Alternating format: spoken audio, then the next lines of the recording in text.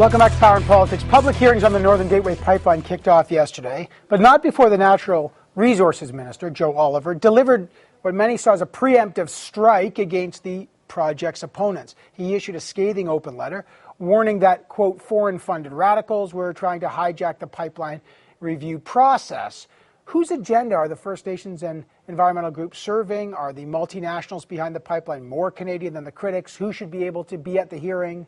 How long should it go on for? Let's find out.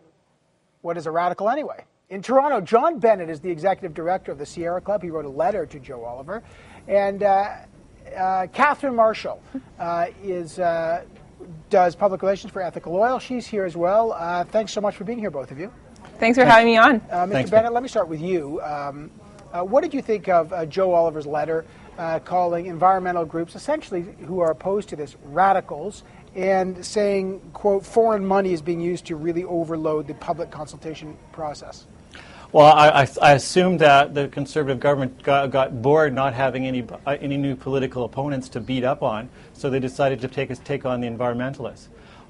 Clearly, this is about trying to reduce the credibility of the environmental movement in Canada, because we're an effective voice for speaking out for a sustainable future for Canadians, and because so many of us actually got involved and said we want to participate, we want to be heard. I would have thought that ministers, especially Conservative ministers, would have said, wow, this is terrific. 4,200 people want to be involved in a public debate. Well, he says he told me, and he said in his letter, they're actually foreign-backed groups, and they're stacking the process to delay it so long it becomes no longer economically viable. And he even said, most of the groups they oppose any form of mining, any form of forestry, any form of hydroelectric. Where do you stand on that characterization? Well, they're talking about building a pipeline through the last remaining intact temperate rainforest on Earth. And because it's the last place on Earth of this ecosystem, everyone on Earth has an interest in it. So there are no foreigners in terms of the environment. But John, this is a Canadian decision. This is a decision that affects the interests of Canadian people, and we should keep it a Canadian process. And foreign interests in their deep pockets should not be hijacking that protest. That's a bunch of garbage. You're just trying to smear us for no reason. Like, why don't you talk about the issues? Talk about whether or not we should be pumping oil out of the ground so that we can create climate change, that we should be risking this temperate rainforest. That's what's at issue here, not where the support's coming from. Okay, Kathryn Marshall, what's your case? Why do you agree with the minister when he said somehow we should ban foreign special interest groups who are undermining Canada's national economic interest? What do you make of that? Well, Minister Oliver's letter was bang on. This is becoming a battle between reasonable, everyday, hardworking Canadians and foreign special interests in their deep pockets and their puppet groups who are trying to hijack and gum up a Canadian process. And if we're talking about smearing, let's talk about the comments made by John yesterday, where you, in an interview, compared Canada's oil sands industry to cancer, or to heroin. Absolutely. You want to do it again? That is an insult to the hundreds of thousands of Canadians who work to make ethical oil across the country each year. You should apologize to these Canadians. I understand that you two have fundamental disagreements, but let me just try to clarify something. Kathryn Marshall, if you want environmental groups that get money, and some of them do from outside of Canadian borders, other interveners, America's ExxonMobil, Britain's BP, France's Total E&P, China's Sino-Canada, Petroleum Corp, Japan Oil, Canada Oil Sands Limited, they've all asked for intervener status at the hearings. All of them are foreign. South Korean conglomerate Daewoo. So this is what I don't understand here. Why can the oil companies who are foreign-owned intervene and have their piece? And why can't environmental groups, which may have some support from outside of Canada, why should they be banned? Look, I mean, it's very simple. This is about foreign special interests and foreign groups and foreigners and the groups that they fund who are not part of this decision. They don't have a stake. They don't care about our economy and our jobs and the future of our energy development. In many cases, they want to shut down our energy development. I mean, that is radical. That is extreme, and they're trying to hijack this process. But this is the question, if you're talking about finance, and let me ask, I mean, EthicalOil, some people wonder where you get your funding from. For example, some have said that Enbridge, which is building the pipeline, is a funder of EthicalOil, and that they're using your group to disempower environmental groups that oppose this. So I'll ask you, since we're talking about funding, does Enbridge support or give your organization money?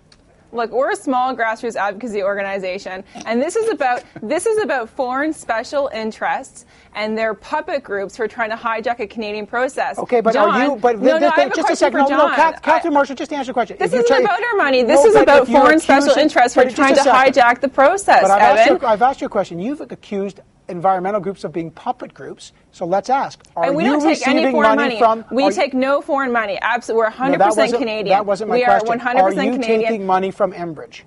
We don't, I mean, we're a small grassroots organization. Our average donor is a regular, hardworking Canadian who gives us $20, $30 through our website. I have no problem. I'm not trying to disparage your donors. I'm trying to understand if the company that is building the pipeline is also funding you. If we're talking about who's funding and the influence it has, I think it's fair to be transparent. This is about foreign influence, and EthicalOil.org is 100% Canadian. Let's talk about foreign money. John, would you take foreign money from any country? Is there any country you would refuse to take foreign funding from? And do you really think that your foreign special interest funders know what's better for Canadians more than Canadians do? Well, I actually put it this way, that no one's ever told the Sierra Club from any other country or any other entity what are the important issues in terms of the Canadian environment and the global environment. But why do you take foreign money to fight against Canadian interests? We're not fighting against Canadians. We're yes, fighting you are. in the. No, that's your yes, definition. You are. And you should answer to Evan's question. This should be a Canadian process. Don't you agree that this should be a Canadian decision? Just a second, Kathryn. Let me, John Bennett. Do you think? Listen, some are saying. Do you think that only organizations that have 100% funding should be the only ones allowed to intervene on a pipeline that goes through Canada? What's your view on that? Well, then why, if the process allowed for significant intervener funding so that we could all participate in that way, then it would be a reasonable thing to suggest. But listen, we're very proud that we've cleaned up acid rain. We're very proud that we've cleaned up a lot of our lakes and systems. We're very glad that we've protected a lot of forests. Are you proud to take foreign money to fight against Canadian jobs and our economy and our interests? I'm not doing that. I'm not doing that at all. In fact, I think we can... You don't take foreign money? Sierra doesn't take foreign money? Sorry, Kathryn, I know that you're talking about this foreign money, but again, can you just answer that's the whole point. No, that's but what this topic is about. You haven't been able to distinguish for me. Maybe I don't understand it, which is highly possible. Why do you think the oil companies, which are foreign-owned and foreign investment, they should be allowed to have their say, and groups, Canadian groups, some of which may have foreign money, why shouldn't they? I don't understand if the oil companies can do it, why can't the environmental groups? It's a good question. Look, the companies operating in the oil sands, they pay Canadian taxes, they employ thousands of Canadians coast to coast, they're a critical part of our economy. This is about foreign interests and their puppet groups who have no stake in Canada's economy or in our decision. They're trying to manipulate and interfere in a Canadian process, and that's wrong. We shouldn't allow them to hijack a Canadian federal regulatory process. It should be Canadian voices and concerns. Okay, here it is what's happening. It is. It's not at all. Okay. It is. Nobody tells the Sierra Club of Canada what to do or what to say except the members of the Sierra Club. I'm going to ask you, Kathryn Marshall, because you keep calling these other groups puppet groups, let me ask you, because people will ask, are you a puppet group of Enbridge? So let me ask you again, does Enbridge fund you to have a campaign against these other groups? Does Enbridge give your organization money? Look, Evan, I'm not going to respond to conspiracy theories. We're a small grassroots organization. Why we don't even have an office. Kevin, Let me speak. We have hundreds of Canadian members. No, but our typical it's not donor a conspiracy. is a Canadian citizen. If they don't give you money, sorry, just to be fair, Canadian. it's not a conspiracy theory. If they don't give you money, you could say they don't. If they do, fine. I don't respond to conspiracy theories. But look, this is about foreign interests trying to hijack a Canadian process. I can't get an Canadian answer. People. I don't know why that's a conspiratorial question. If Enbridge funds EthicalOil, I'd love to know. This is about foreign interests taking over Canadian decision. Let's talk about John that. Bennett, I'll give you one last word here. I mean, we're talking about all things here. John Bennett? We're talking about protecting the environment. We're talking about protecting the last intact temperate rainforest in the world. That's what this issue is about. We're talking about clean air to breathe, clean water to drink. And for decades and decades, we have participated in those debates often using some funds that have been donated from the United States. But It's why? perfectly legal. Why can't you rely on Canadians to pay your bills? Why do you have to rely on your foreign special interests? Because, well, why can't you? Why can't? Why can't? I've answered the. I've answered your question. I've answered the questions. Why don't you answer Evan's questions? Who's paying you?